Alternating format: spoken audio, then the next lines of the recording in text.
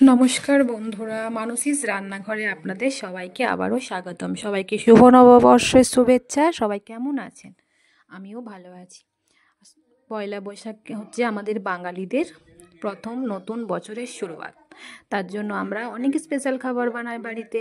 তো আজকে আমি ব্রেকফাস্টে লুচি আর আলুর সবজি বানিয়েছিলাম, সেটাই আপনাদেরকে আমি আজ করে দেখাবো। এখানে আটা নিয়েছি, ময়দা নিয়েছি, এর সঙ্গে একটু নুন নেব, একটু চিনি দেব, কালো জিরা দেব, দিয়ে নিয়ে আমি ভালো করে এটাকে সবগুলো সাদা তেল, 1 চামচ সাদা তেল দিয়ে নিয়ে এটাকে মেশাবো। মিশিয়ে নিয়ে আমি এটাকে ভালো করে মাখবো। তার আগে আমি কুকারে আলু দিয়ে নিয়ে সিদ্ধ করতে দিয়ে দিয়েছি। এটা ভালো করে মিশিয়ে নেব আটাটা। সাদা তেল দেওয়ার পর আমি এটাকে একটু নুন দিয়ে কালো জিরা দিয়ে দেবো ওপর থেকে। এরপর আমি এখানে আলু চাপিয়ে দিয়েছি সিদ্ধ হতে। সিটি পড়ে গেছে আলু, একটা সিটি, দুটো সিটি, আর একটু সিম, একদম গ্যাসটাকে সিম করে দেবো সিদ্ধ হওয়ার জন্য। এটাকে হোক আলুটা। এরপর আমি আটাটাকে মেখে নেবো ভালো করে। হ্যাঁ, এখানে আমি আটাটাকে একটু একটু জল দিয়ে পরে মাখছি। খুব একটা শক্তও করব না, খুব একটা নরমও করে মাখবো না, কেন কি এটাকে একটু ভিজতে দেবো, তো একটু অটোমেটিক নরম হয়েই যাবে। পুরো আটাটাকে সব দিকে ভালো করে নিয়ে নিলাম। আটা ময়দা দুটোই মিক্স করা আছে, শুধু আটা নেই। আটা ময়দা দিলে লুচিটা একটু ঠিক লাগে, তার জন্য আমি আটা ময়দা দিয়েও করি। আপনারা চাইলে পুরো ময়দারও করতে পারেন, আটারও করতে পারেন। আমি এটাকে দেখুন মাখা হয়ে গেছে, ভালো করে মাখা হয়ে গেছে, ডোটা তৈরি হয়ে গেছে। এটাকে আমি 2 থেকে 3 মিনিট, চাই 5 মিনিট, যা হতে পারে, এর মধ্যে আমি ঢাকা দিয়ে এটাকে রেস্টে দিয়ে দেবো। এরপর আমি গ্যাস জেলে নিয়েছি। কুকারটা, আলুগুলো ঠান্ডাও হয়ে গেছে। আমি কড়াইয়ে চাপিয়েছি, কড়াই গরম হতে দিয়ে দেবো। কড়াই গরম হওয়ার পর তেল দেব। তেলটা গরম হতে দেব। আমার এই ভিডিও রেসিপিগুলো যদি আপনাদের ভালো লেগে থাকে তাহলে লাইক, কমেন্টস এবং সাবস্ক্রাইব করে দেবেন। আর যদি ফেসবুক পেজ থেকে দেখে থাকছেন তাহলে লাইক, কমেন্টস আর ফলো করে দেবেন। আর আমার রেসিপিগুলো কেমন হচ্ছে সেগুলো অবশ্যই কমেন্ট বক্সে লিখে জানাতে ভুলবেন না কিন্তু। এই পয়লা বৈশাখে সবাই কি করছেন, সবাই কোথায় যাচ্ছেন, কমেন্টে লিখে জানাবেন। আমি এখানে গরম হচ্ছে তেল গরম হওয়ার পর দেখুন আমার হয়ে গেছে আটাটা খুব সুন্দর করে সফট ভাব। একটু উপর থেকে আবার সাদা তেল দিয়ে আমি ভালো করে আর একটু থেসে নিলাম। এখানে তেলটা গরম হয়েছে কিনা জানার জন্য আমি কি করব, একটু আটার থেকে মানে ওই ডোটার থেকে একটু মতন টুকরা কেটে নিয়ে কড়াইয়ের মধ্যে দেব। দেখলাম হ্যাঁ গরম হয়ে গেছে। এরপর আস্তে আস্তে আমি লেচি কেটে নেব। লেচিগুলো কেটে নিয়ে এরকম একটার পর একটা বেলবো। বেলার পর কড়াইতে দিয়ে দেবো ভাজার জন্য।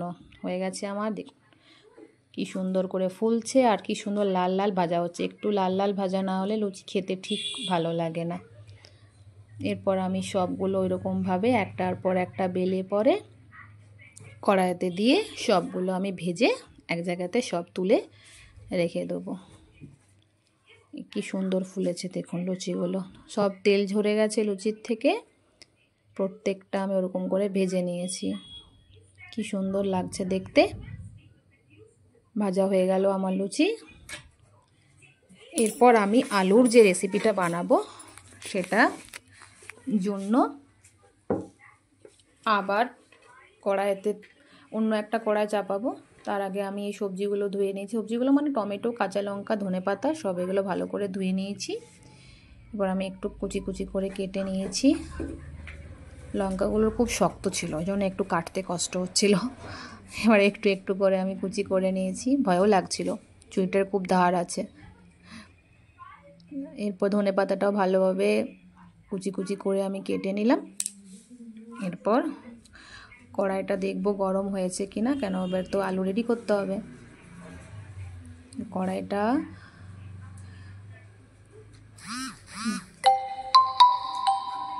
কড়াইটা গরম হওয়ার জন্য একটু অপেক্ষা করতে হবে, কারণ জল আছে কড়াইটাতে। একটু জল থাকলে আবার তেল দিলে ছিটকে আসবে গোটায়, তার জন্য সবসময় একদম গরম করে দিতে হবে। 1-2 তেল দিলাম, গরম হয়ে গেছে, কড়াই আমার ধোঁয়া উঠে গেছে। এরপর আমি তেল দেওয়াটা গরম করলাম, তেলটা ধোঁয়া উঠলো। এরপর এর মধ্যে সব থেকে যেটা আসল হিং, এই হিং দেওয়ার পর যে আলুর তরকারির একটা টেস্ট হয় সেটা তো খুব ভালো লাগে।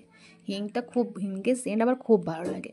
এরপর তেল গরম হয়ে যাওয়ার পর হিংটা দিয়ে পরে গোটা তেলটা কড়াইয়ের মধ্যে করে দিলাম। এরপর এর মধ্যে আমি গোটা জিরা অ্যাড করেছি, আপনারা চাইলে কালো জিরা দিতে পারেন, 5 ফোড়ন দিতে পারবেন, আপনাদের চয়েস।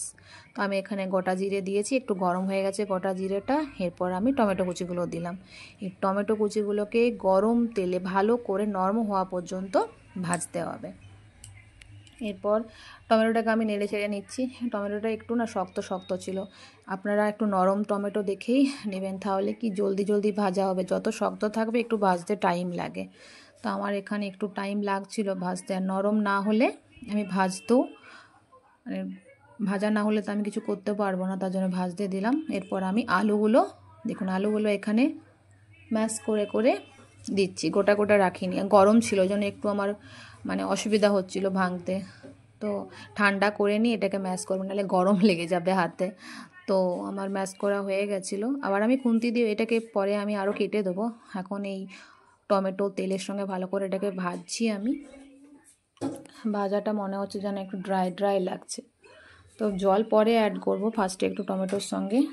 ওটাকে আমি কম আঁচেই ভাজতে শুরু করলাম। এবং এর সঙ্গে যে মশলাগুলো দরকার, যেমন নুন 1/2 চামচ, হলুদ গুঁড়ো একটু, নুন, এই জিরে গুঁড়ো, লঙ্কা গুঁড়ো, এগুলো না দিলে তো কোনো তরকারি হবে না, তার জন্য এগুলো তো লাগবেই।